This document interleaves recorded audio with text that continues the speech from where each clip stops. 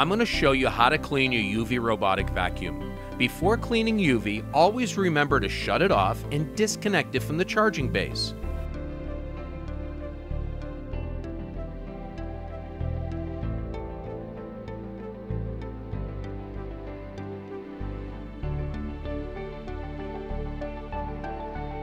When cleaning, do not place the electrical parts of UV in water or other liquids.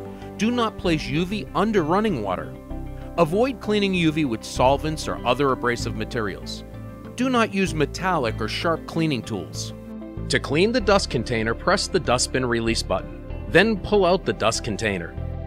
Open the dust container by pulling the sides apart. Throw out whatever is in the dust container.